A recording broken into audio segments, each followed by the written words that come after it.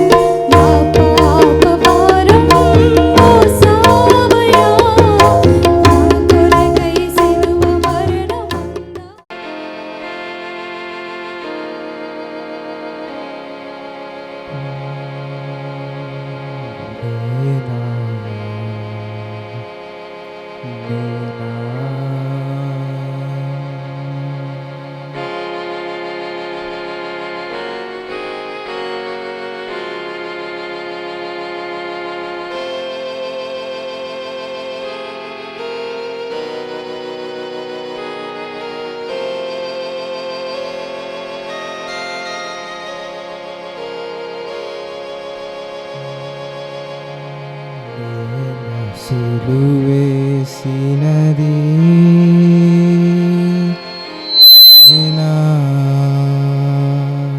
నేను సిలువేసినది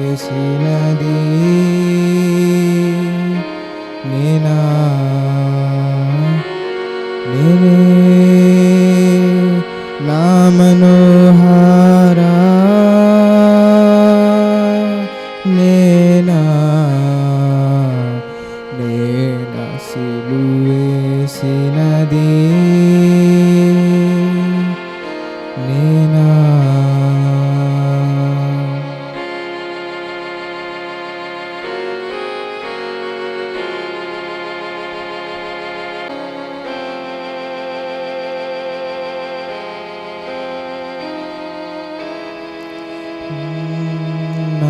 నాదు పాప భారము మోయా నీదు హృదయం పగులానాయే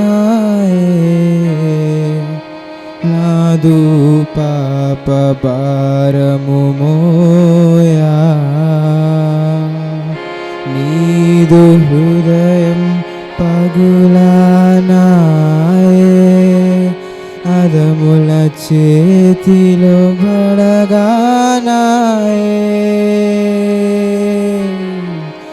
అదముల చేతిలో బడగానాయే పాదహస్తములు బంధితమాయే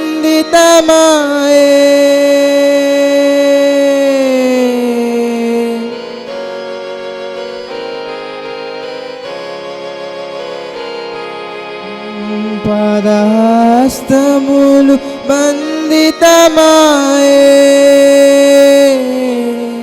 పాపికి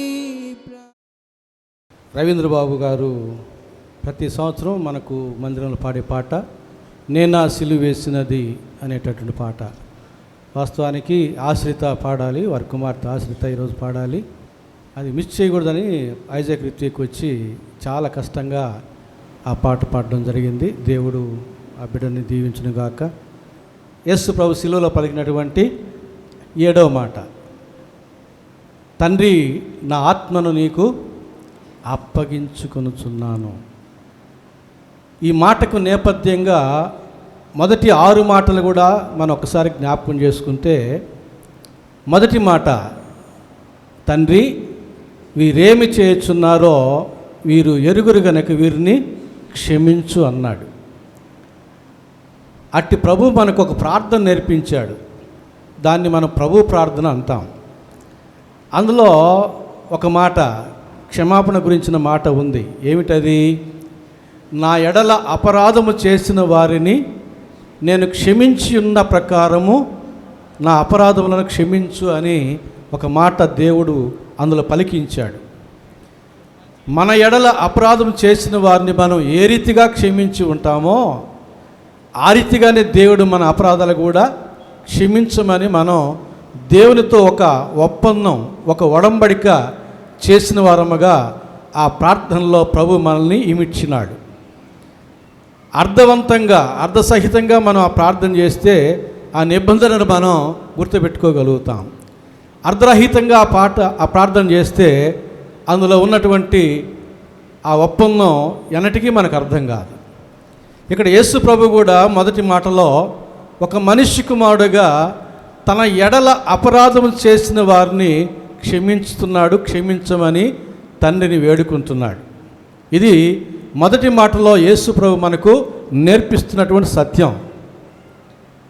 భౌతికంగా యేసు ప్రభుని దూషించి, గాయపరిచి, హింసించి, చివరికి శిలువ మరణానికి గురి చేస్తున్నటువంటి వారిని దృష్టిలో పెట్టుకొని తాను క్షమించిన వాడుగా కనబడుతూ తండ్రిని వేడుకుంటూ ఉన్నాడు.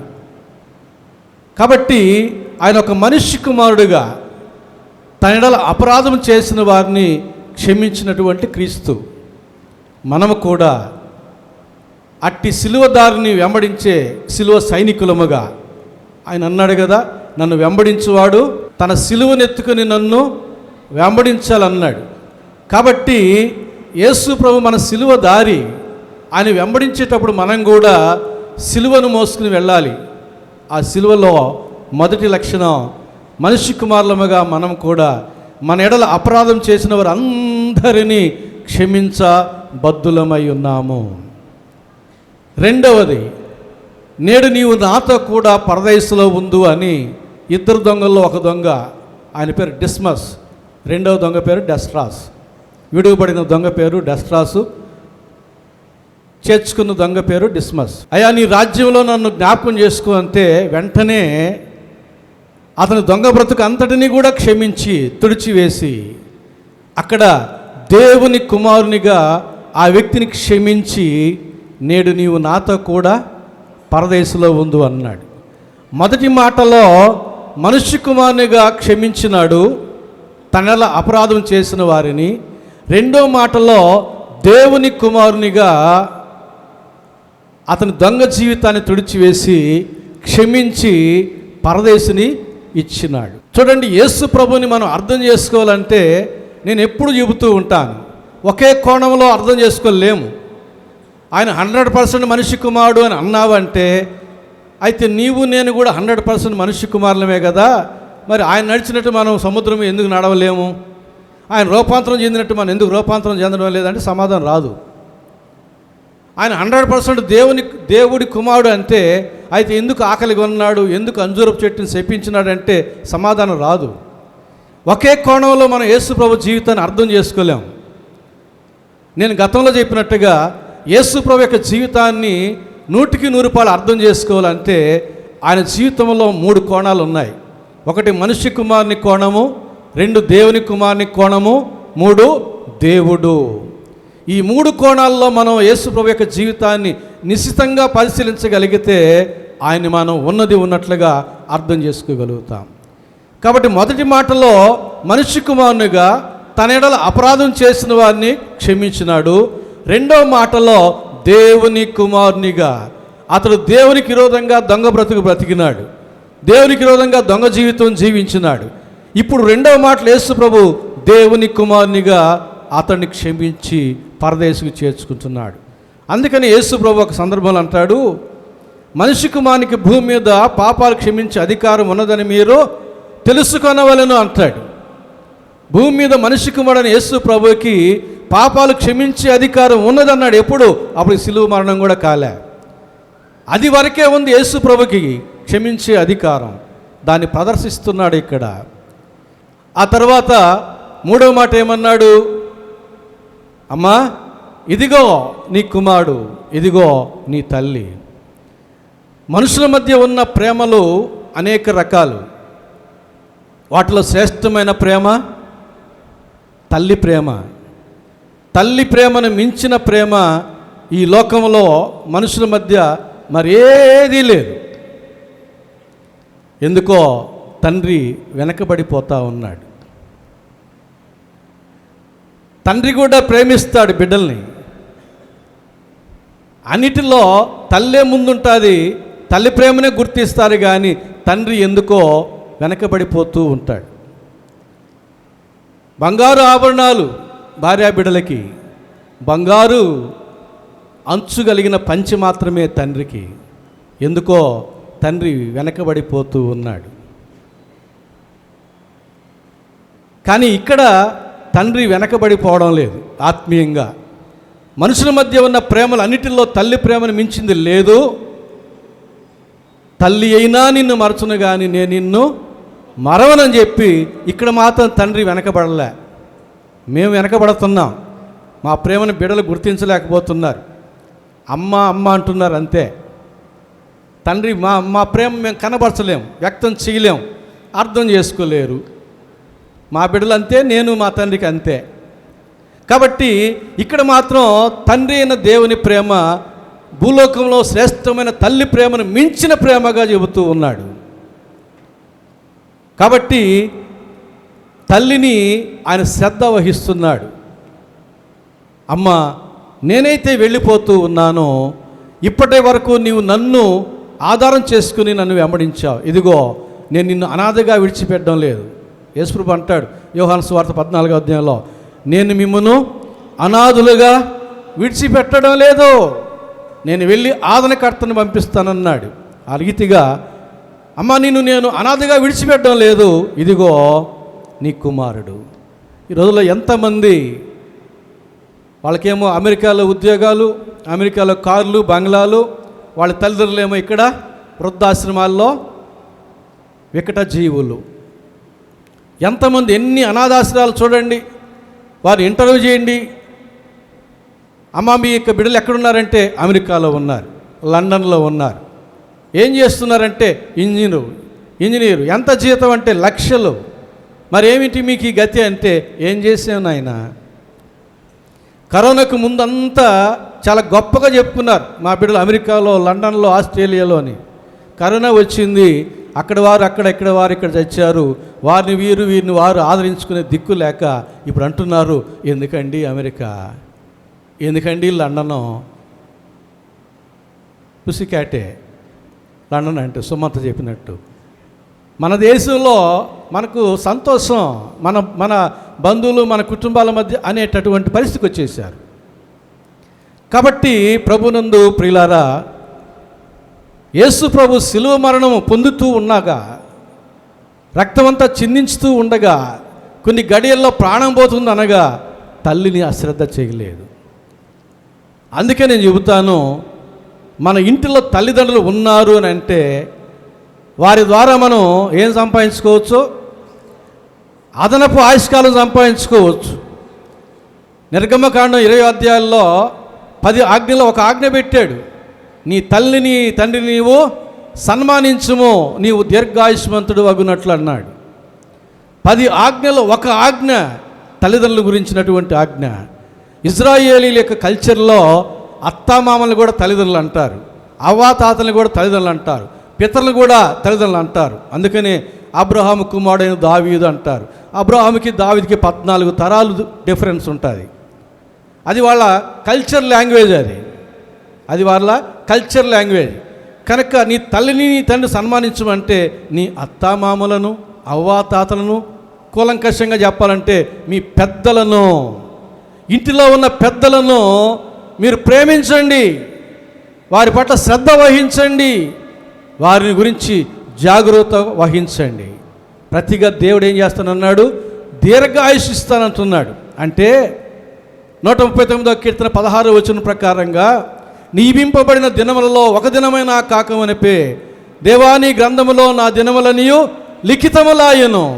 తల్లి గర్భంలోంచి బయటకు రాకమనిపే దేవుడు తన గ్రంథంలో నీ కొరకు నా కొరకు రాసిన ఆయుష్కాలాన్ని కొట్టివేసి మరలా రాస్తాడు. ఎప్పుడు? ఎవరికి? నీవు తల్లిదండ్రులని పెద్దల్ని ప్రేమగా చూసుకుంటూ ఉంటే తన రాతను తానే చెరిపివేసి మరొక రాత రాస్తాడు నీ పక్షంగా. కనుక నీ ఇంటిలో తల్లిదండ్రులు కానీ అత్తామామలు కానీ అవ్వాతాతలు కానీ పెద్దలు కానీ ఉన్నారు అని అంటే దీర్ఘాయుష్ సంపాదించుకునే అవకాశాన్ని దేవుడు నీకు ఇంటిలో పెట్టినాడు అని అర్థం. ఎంతమందికి అర్థమవుతుందో? ఎప్పుడు కూడా తల్లిదండ్రులని పెద్దల్ని మనం నిర్లక్ష్యం చేయకూడదు. అదే కొలత కొలుస్తాడు. రేపు నీవు పెద్ద అయినప్పుడు కూడా అదే కొలత కొలుస్తాడు. చిన్నప్పుడు నేను ఒక ఉపమానం విన్నాను. తండ్రి తన తండ్రికి బతికుండగానే సమాధి తవ్వుతున్నాడంట. ఈ తండ్రి కొడుకు చిన్న పిల్లోడు, వాడు కూడా ఒక పలుగు పార తీసుకొని పక్కనే వాడు చేతను వచ్చినట్టు తవ్వుతున్నాడంట. అరే, ఇదైతే నా తండ్రికి నేను తవ్వుతున్నాను, అది ఎందుకురా అంటే, అది నీకే నాయనా, నువ్వు మీ తండ్రికి సిద్ధపరుస్తున్నావు కదా బతికొండగానే సమాధి, ఇప్పుడు నేను కూడా అది చూసి నేర్చుకుంటున్నాను, ఈ సమాధి నీ కోసమే అన్నాడంట. అట్లా ఉంటుంది, అదే కొలత కొలుస్తాడు. మన ఇంట్లో ఉన్న తల్లిదండ్రులు మనం నిర్లక్ష్యం చేస్తే రేపు నీవు పెద్ద అయినప్పుడు కూడా నీవు నిర్లక్ష్యం చేయబడతావు. నీ గోస్త నీ గోడు ఎవరు పట్టించుకునే పరిస్థితి ఉండదు. కావాలనా? అలాంటి పరిస్థితి అవసరమా? కాదనుకుంటే నీ ఇంట ఉన్న పెద్దలను నీవు ప్రేమించు, నిర్లక్ష్యం చేయవద్దు. ఎంత దూరంలో ఉన్నా సరే వారిని మర్చిపోవద్దు. ఫోన్లోనైనా మాట్లాడండి, వెళ్ళి వాళ్ళతో ఉండండి, తీసుకొచ్చి వారితో గడపండి. వారు సంతోషించారంటే ప్రతిగా దేవుడు తన రాతను తానే కొట్టివేసి అదనపు ఆయుష్కాలాన్ని నీకు ఇస్తాడు. ఇవి చివరి దినాలు. ఈ భయంకరమైన పరిస్థితుల్లో మనం అందరం రేపేమి సంభవించినో తెలియదనే పరిస్థితుల్లో ఉన్నప్పటికీ కూడా దేవుడు మన రాతను, మన విధి రాతను మారుస్తాడు, దీర్ఘాయుష్ నీకు ఇస్తాడు. ఈ దీర్ఘాయుష్ అంతా కూడా కాకిలాగా కలకాలం కాదు కదా. మనం ఎట్లా బతకాలి? హంసలాగా బతకాలి. దీర్ఘాయుష్ అంతా మనకు సంతోషంగా ఉండాలంటే, దీర్ఘాయుష్ సంపాదించుకోవాలంటే పెద్దలు మనం ప్రేమించాలి, శ్రద్ధ వహించాలి. ఆ దీర్ఘాయుష్ సంతోషదాయకంగా ఉండాలంటే సామెతలు 3:1-2, నా కుమారుడా, నా ఆజ్ఞలు నా ఉపదేశములను మర్చిపోవద్దు, అవి నీకు దీర్ఘాయుషును సుఖజీవముతో గడుచు సంవత్సరములను నీకు దయచేయును అంటాడు. పెద్దలను సన్మానించి సంపాదించుకున్నటువంటి ఆ దీర్ఘాయుష్ అంతా నీకు క్షేమదాయకంగా ఉండాలంటే దేవుని ఆజ్ఞలను, దేవుని ఉపదేశాలను ఎన్నటికీ మర్చిపోకూడదు. ఇది 3వ మాటలో దేవుడు మనకు ఇస్తున్న పరోక్ష సందేశం. 4వ మాట, నా దేవా నా దేవా నన్నేలా చెయ్యి విడిచితివి. తెలియదా యేసు ప్రభువుకి ఎందుకు విడిచిపెట్టాడో? తల మీద ముళ్ళ కిరీటం మొత్తినప్పుడు ఓర్చుకున్నాడు. తండ్రి విడిచిపెడితే ఓర్చుకోలేకపోతున్నాడు. ఎందుకు విడిచిపెట్టావు? తండ్రితో కూడిన ఎడబాటుని సహించలేకపోతున్నాడు. అక్కడ కొరడాలతో కొట్టినప్పుడు సహించినాడు కానీ తండ్రి ఎడబాటుని సహించలేకపోతున్నాడు. ముఖం మీద ఉమ్మి వేసినప్పుడు సహించినాడు కానీ తండ్రి ఎడబాటుని సహించలేకపోతున్నాడు. చేతుల్లో చీలలు కాళ్ళల్లో మేకులు కొట్టినప్పుడు సహించినాడు కానీ తండ్రి ఎడబాటుని సహించలేకపోతున్నాడు. సిలువ భారాన్ని మోస్తున్నప్పుడు సహించినాడు కానీ తండ్రి ఎడబాటుని సహించలేకపోతున్నాడు. ఒక సందర్భంలో అంటాడు, నేను తండ్రి ఏకమై ఉన్నాము. ఫిలిప్పు, నాకు తండ్రిని కనబరచమని ఎలా చెప్పుచున్నావు? నేను తండ్రి ఏకమై ఉన్నాం. నన్ను చూచినవాడు తండ్రిని చూచిన వాడితో సమానం. ప్రభునందు ప్రియులారా, మోషే కూడా అంటాడు, వాగ్దానం చేశాం వైపు వెళుతూ ఉంటే ఒక సందర్భంలో దేవుడు అన్నాడు, నేను మీతో రాను, క్షణమాత్రం నేను మీతో వచ్చానంటే అనేక మంది చనిపోతారు నా కోపాగ్నికి. అంటే మోషే అంటాడు, నీవు రాకపోతే మేము పోం, నీవు మాతో రాకపోతే మేము వాగ్దానం చేశానికి పోము, నీవు మాతో వచ్చితేనే. మోషే తదనంతరం యెహోషువ కృంగి ఉన్నాడు. యెహోషువ గ్రంథం 1వ అధ్యాయంలో దేవుడు యెహోషువ దగ్గరికి వచ్చి ఏమన్నాడు? నిబ్బరము కలిగి ధైర్యముగా ఉండు, నీవు దిగులు పడవద్దు, జడియవద్దు, మోషేకి తోడై ఉన్నట్టు నేను నీకు తోడై ఉండేదను. ఎంత గొప్ప వాగ్దానం! దేవుడు మనకు తోడై ఉంటే ఏటికింకా వెరవాలి ఎప్పుడు నాకు పండుగే, అభయం అభయం అభయం, దేవుడే నాకు ఆశ్రయంబు దివ్యమైన దుర్గం. 91వ కీర్తనలో ఉన్న కాపుదలంతా దేవుడు మనకు తోడై ఉంటే చాలు. మరి మనం దేవుణ్ణి ఎడబాసి ఎంతకాలమైంది? పర్వాలేదు, మనం దేవుణ్ణి ఎడబాసిన ఆయన ప్రేమ చేత మనం పట్టుకునే ఉంటాడు కొంతకాలం. ఆ కాలం కూడా అయిపోయిందంటే దేవుడు కూడా మనం విడిచిపెట్టాడంటే ఇక దిక్కే లేదు మనకు. ఎందుకంటే పక్కనే గర్జించు సింహంలాగా ఎవరు మృంగుదురని కాచుకుని ఉంటాడు సాతానుడు. దేవుడు విడిచిపెట్టేంత వరకే వాడు దూరంగా ఉంటాడు. విడిచిపెట్టాడంటే వాడు మనల్ని మింగేస్తాడంతే. అయిపోయింది మన పరిస్థితి, ఇక తిరిగి లేవలేము. కనుక క్షణమైన నేను నిన్ను విడిచి ఉండలేనని అంటాడు యేసన్న ఒక పాటలో. ఒక క్షణమైనా నేను నిన్ను విడిచి ఉండలేను. అలాంటి బంధం మనం అందరం కలిగి ఉండాలి. 4వ మాటలో యేసుప్రభువు అదే చూపిస్తున్నాడు, నా దేవా నా దేవా నన్నేల చెయ్యి విడిచితివి. ఎందుకంటే ప్రధాన యాజకుడు పాప ప్రక్షాళన కొరకు బలి రక్తాన్ని అతి పరిశుద్ధ స్థలంలో వెళ్ళాలి. అక్కడ గాఢాంధకారం ఉంటుంది. అక్కడ రక్తాన్ని చిలకరించి ప్రోక్షించాలి. యేసు ప్రభు ఒక ప్రధాన యాజకుడిగా, ఒక మనిషి కుమారుడిగా ఉండగా అప్పుడు అక్కడ చీకటి పడింది, గాఢాంధకారము అయ్యింది. ఎందుకంటే అతి పరిశుద్ధ స్థలంలో చీకటి ఉంటుంది కాబట్టి, ప్రధాన యాజకుడు ప్రవేశిస్తాడు కాబట్టి, యేసు ప్రభు కూడా దేవుని గొర్రె పిల్లగా వధింపబడుతూ ప్రధాన యాజకునిగా ఆ రక్తాన్ని ప్రోక్షించడానికి ఆయన సిద్ధంగా ఉన్నాడు. కనుక తండ్రి యేసు ప్రభుని విడిచిపెట్టి లోక పాప భారాన్ని అప్పుడు మోపాడు. ఆ భారాన్ని మొయ్యలేకనే 5వ మాటలో నేను దప్పికొనుచున్నాను అన్నాడు. మనందరి పాపభారాన్ని మొయ్యలేక సిలువనైనా మోసాడు కానీ, మొళ్ళ కిరీటాన్ని మోయగలిగినాడు కానీ నీ పాపాన్ని నా పాపాన్ని మొయ్యలేకపోయాడు. కయ్యను అంటాడు, అయ్యో నా దోష శిక్ష నేను భరించలేనంత గొప్పది. ఒక కయ్యను పాపమనే కయ్యను భరించలేకపోతే అంతమంది కయ్యనులు, వారందరి పాపభారం, వారందరి దోష శిక్ష ఒక్క యేసు ప్రభు మీద. మనకు బదులుగా ఆయన శిక్షను అనుభవించాడు. మన భారాన్ని, మన పాప భారాన్ని ఆయన మోసినాడు. ఎంతమంది కయ్యను లాంటి వారు, ఎంతమంది యూదా ఇస్కరియోతు లాంటి వాళ్ళు. వారందరి పాప భారాన్ని యేసు ప్రభు మీద మోపేసరికి ఆ భారాన్ని మొయ్యలేక, ఆ దోష శిక్షను భరించలేక 5వ మాటలో నేను దప్పికొనుచున్నాను అన్నాడు. మత్తయి సువార్త 5వ అధ్యాయంలో అంటాడు, నీతి కొరకు ఆకలి దప్పులు కలిగిన వారు ధన్యులు, వారు తృప్తిపరచబడుదురు. దేని కొరకు మనం ఆకలి దప్పులు కలిగి ఉండాలి? ఒకడికేమో రాజ్యాధికారం కావాలి, ఇంకోటికి పదవి కావాలి, ఇంకోటికి ధనదాహం, రకరకాల దాహాలు ఈ లోకంలో. కానీ యేసయ్య దప్పికొన్నాడు.